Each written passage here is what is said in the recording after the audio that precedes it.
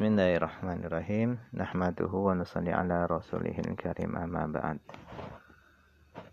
Insyaallah pada kesempatan ini kita akan melanjutkan kembali pembacaan kita, yaitu kitab At-Tibyan fi Adabi Hamalatil Quran.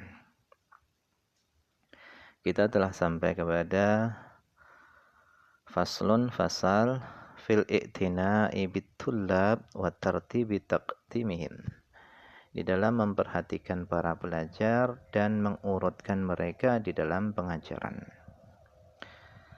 Wa yuqaddimu, dan hendaknya seorang guru itu mendahulukan fi ta'limihim, di dalam mengajar mereka para santri, idza izdahamu, ketika mereka berdesak-desakan, artinya ketika santri itu banyak, hendaknya seorang guru itu mendahulukan al-awwala fal-awwala, yang pertama kemudian yang pertama lagi. Fa'idha radiyal awal, maka jika yang pertama datang tadi itu ridha, bitaqdimi ghairihi, didahului oleh orang lain, qaddamahu, guru mendahulukan yang lainnya.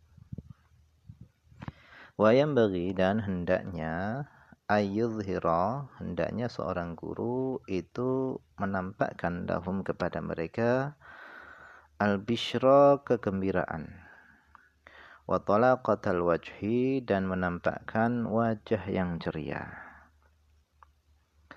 wa yatafaqqada ahwalahum, dan hendaknya seorang guru itu meneliti keadaan murid, wa yas'ala amman ghaba minhum, dan bertanya tentang orang yang tidak hadir, minhum, dari mereka. Ada yang tidak hadir dari mereka, hendaknya seorang guru bertanya. Faslun, fasal fi niyati talibil ilmi, di dalam niatnya penuntut ilmu.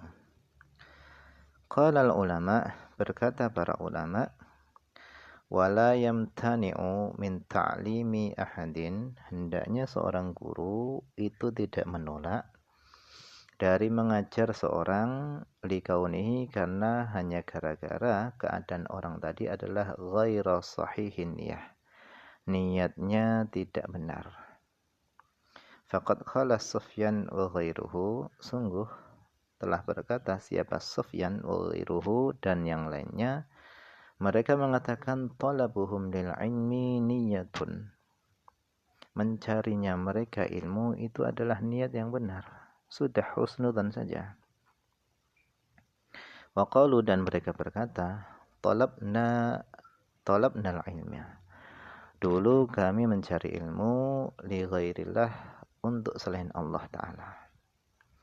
Fa aba ayyakuna illa lillah, akan tapi ilmu enggan, tidak mau kecuali hanya untuk Allah SWT.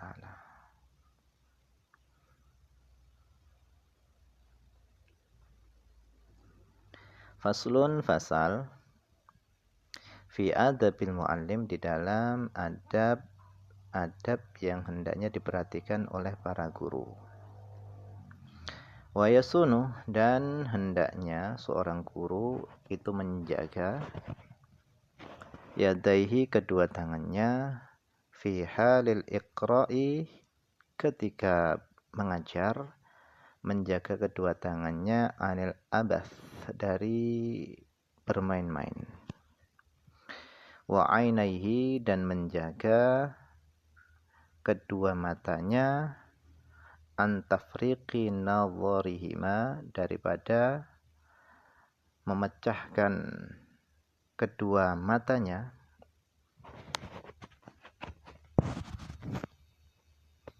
min ghairi hajatin, tanpa ada keperluan. Jadi hendaknya seorang guru ini menjaga tangannya ketika belajar, ketika mengajar, dari bermain-main, dan menjaga kedua matanya supaya fokus kepada pelajar. Diperhatikan orang yang belajar itu, jangan malah pandangannya ke sana kemari. Itu maksudnya. Wa yaqudu, dan hendaknya seorang guru itu duduk ala taharatin, dalam keadaan bersuci. Mustaqbilal qiblati, keadaannya tadi adalah menghadap kiblat. Wa yajlisu biwaqarin, dan hendaknya guru tadi duduk dengan tenang.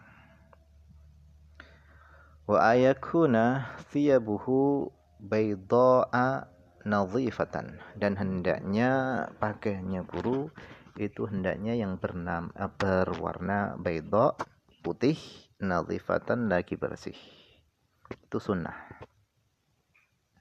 Wa idza, dan apabila wasala, guru sampai ila maudhi'i julusihi, ke tempat duduknya, hendaknya shalla raka'atain, hendaknya seorang guru itu sholat 2 rakaat qoblal julus, sebelum duduk. Sawaun kanal maudhi'u masjidan au ghairahu, baik tempatnya itu adalah masjid atau yang lainnya. Fa in kana masjidan, jika tempatnya itu adalah masjid, kana akada, maka sholat 2 rakaat tadi itu lebih dikuatkan. Fa innahu, karena yukrahu, dimakruhkan, al-julusu, duduk, fihi, di dalam masjid, qabla ayyusalliya, sebelum dia duduk. Wa yajlisu, dan hendaknya seorang guru itu duduk mutarabbi'an, bersila, insya'a, jika dia mau. Au ghaira mutarabbi', atau selain bersila. Rawa Abu Bakrin, berkata Abu Bakar Ibnu Abi Dawud bin Abi Dawud As-Sajistani bi isnadihi, dengan sanadnya, an Abdullah ibn Mas'udin, bahwasanya Abdullah bin Mas'ud radhiyallahu anhu, kana, adalah beliau itu yuqri'un nasa fil masjid, adalah Ibnu Mas'ud itu adalah mengajar manusia di masjid. Jathiyan ala rukbataihi, hal keadaannya itu jathiyan ala rukbataihi, duduk di atas 2 lututnya. Artinya ini adalah duduk iftirash, seperti duduk di antara 2 sujud atau duduk at-tahiyat awal. Faslun, fasal, fi i'zazil ilmi, di dalam pentingnya memuliakan ilmu. Wa min adabihi, di antara adabnya seorang guru, al-muta'akkadi, yang dikuatkan, wa ma yu'tana bihifdhihi, dan sesuatu yang diperhatikan untuk dijaga, adalah alla yudhillal ilma, hendaknya seorang guru itu tidak menghinakan ilmu. Fayadhhaba ila makanin, kemudian guru tadi, gambaran menghinakan ilmu adalah seorang guru pergi ila makanin, ke tempat, yunsabu, yang mana tempat tadi disandarkan, ilaman, kepada orang, yata'allamu minhu, yang orang tadi belajar dari guru tadi. Seorang guru pergi ke tempat muridnya, liyata'allama minhu fih, liyata'allama, supaya murid tadi belajar, minhu, daripada guru, fihi, pada tempat tersebut. Ini menurut Al-Imam An-Nawawi, seorang guru datang ke tempat murid itu adalah menghinakan ilmu. Karena ilmu itu adalah yu'ta, didatangi, bukan ya'ti, bukan ilmu tadi datang, akan tapi ilmu tadi adalah didatangi. Wa in kana al-muta'allimu khalifatan, meskipun seorang yang belajar tadi itu adalah khalifah, faman dunahu, khalifah saja tidak boleh datang, apalagi orang yang di bawahnya. Bal yasunul ilma, akan tapi hendaknya seorang guru itu menjaga ilmu, andzalik, daripada dihinakan. Kama sanahu salafu radhiyallahu anhum, sebagaimana telah menjaga ilmu siapa as-salaf, para ulama-ulama dahulu, radhiyallahu anhum, semoga Allah meridhai mereka semuanya. Wa hikayatuhum fi hadza, dan cerita-cerita mereka fi hadza, di dalam masalah ini, menjaga ilmu, memuliakan ilmu, itu kathiratun masyhuratun, banyak dan terkenal.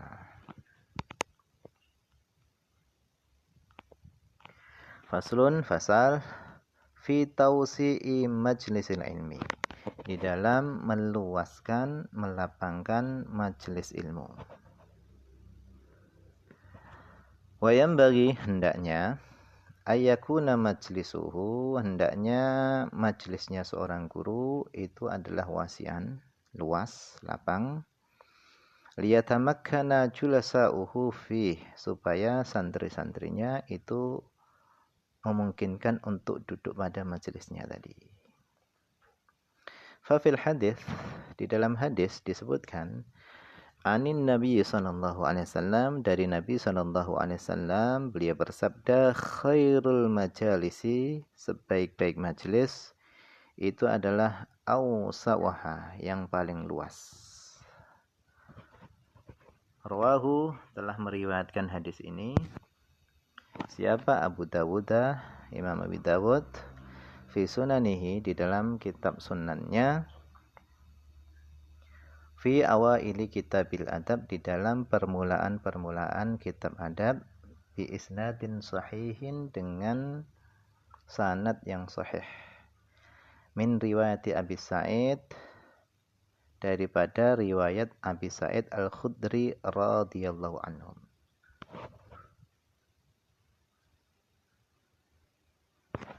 Faslun, fasal fi adabil muta'allim. Nah, itu semua yang kita baca tadi itu adalah adab tata krama yang hendaknya diperhatikan oleh seorang guru. Nah, sekarang kita akan masuk pada fasal baru, yaitu fasal di dalam adab-adab seorang yang harus diperhatikan oleh seorang muta'allim, yaitu pelajar. Jami'u ma dzakarnahu, seluruh apa yang telah kami sebutkan, min adabil mu'allimi, daripada adab-adabnya seorang guru, fi nafsihi, pada zatnya guru, itu hakikatnya juga adabun lil muta'allim, itu hakikatnya adalah adab-adabnya juga yang harus diperhatikan bagi seorang murid, seorang pelajar. Wa min adabihi, dan di antara adab-adabnya seorang pelajar adalah ayyajtaniba, hendaknya dia menjauhkan diri al-asbab asy-syaghilah, daripada sebab-sebab yang menyibukkan, anitahsil, daripada menghasilkan ilmu. Illa, kecuali sababan, sebab, la budda minhu, yang tidak boleh tidak daripada sebab tadi, lil hajjah, karena kebutuhan. Wayam bagi, dan hendaknya, ayyutahhira qalbahu, hendaknya seorang pelajar itu membersihkan hatinya, minal adnas, daripada kekotoran-kekotoran hati, dari kotoran-kotoran hati. Liyasluha, supaya hatinya tadi layak, liqabulil Qur'an, untuk menerima Al-Qur'an, wa hifdhihi, dan menghafal Qur'an, wastithmarihi, dan menghasilkan daripada ilmu Qur'an, membuahkan isi daripada Qur'an.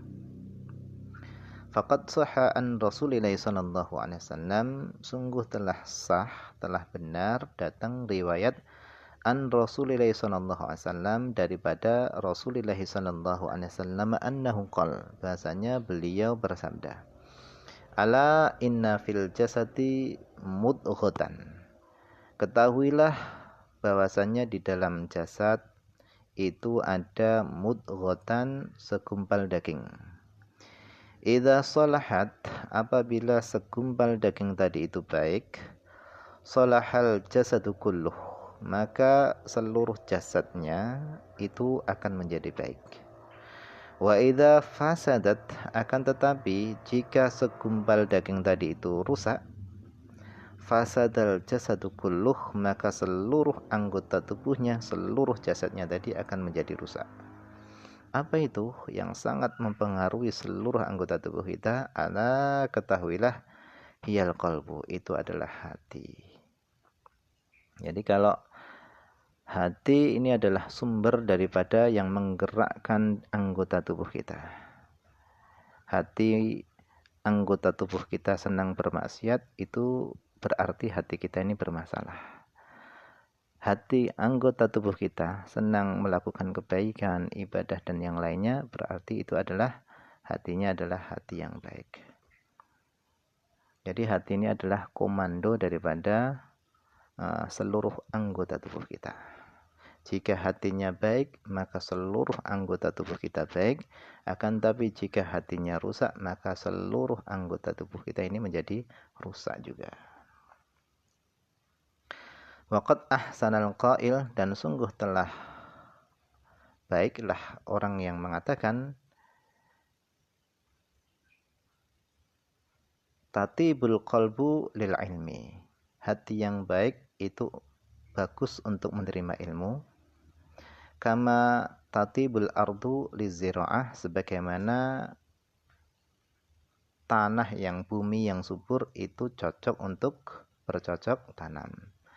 Hati yang baik itu layak untuk menerima ilmu, sebagaimana bumi yang baik, maksudnya bumi yang subur itu lizira'ah, cocok untuk bercocok tanam.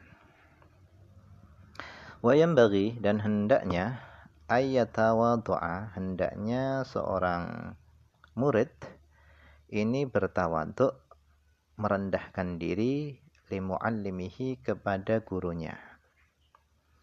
Wa yata'addaba ma'ahu, dan hendaknya seorang murid itu beradab ma'ahu, kepada guru. In kana asghara minhu sinnan, meskipun gurunya tadi lebih kecil minhu, daripada muridnya tadi, sinnan secara umur. Secara umur meskipun guru tadi lebih kecil daripada murid, tetap murid tadi hendaknya bersikap tawadhu kepada guru. Wa aqalla syuhratan, dan meskipun gurunya tadi kurang masyhur, kurang terkenal daripada murid, lebih terkenal muridnya. Wa nasaban, dan secara nasab tinggi, lebih tinggi murid daripada guru, tetap harus tawadhu, merendahkan diri kepada guru. Wa sholahan, dan meskipun lebih soleh muridnya daripada gurunya. Wa ghaira dzalika, dan yang lain-lainnya. Wa yatawaddu'a lil ilmi, dan hendaknya seorang murid itu hendaknya dia bertawadhu, merendahkan diri lil ilmi, kepada ilmu. Fa bi tawaddu'ihi lil ilmi yudrikuhu, maka dengan tawadhu'nya dia terhadap ilmu, yudrikuhu, maka dia akan mendapatkan ilmu. Waqad qalu, dan sungguh telah mereka katakan, para ulama telah mengatakan, al ilmu itu harbun lil fatal muta'ali. Ilmu itu adalah musuh bagi pemuda yang sombong. Kasail, seperti banjir, itu harbun, musuh, lil makanil ali, bagi tempat yang tinggi.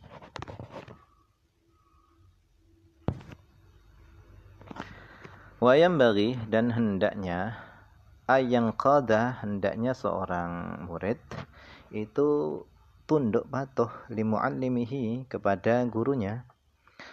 Wa yushawirahu, dan hendaknya murid itu bermusyawarah kepada gurunya fi umurihi, pada seluruh urusannya. Wa yaqbala qawlahu, dan hendaknya murid itu menerima qawlahu, ucapannya guru, kal marid, seperti menerima ucapannya seorang sakit, seperti orang sakit, al-aqil, yang berakal, yaqbalu, yang menerima qaulat tabibin nasih al-hadiq, menerima ucapannya dokter yang ahli nasihat, yang cerdas. Wa hadza aula, dan ini adalah yang lebih utama. Wallahu a'lam. Ini saja yang mungkin bisa dibaca pada kesempatan ini. Semoga ada manfaatnya. Tentunya banyak kekurangan di sana sini karena keterbatasan saya. Akhir kalam, assalamualaikum warahmatullahi wabarakatuh.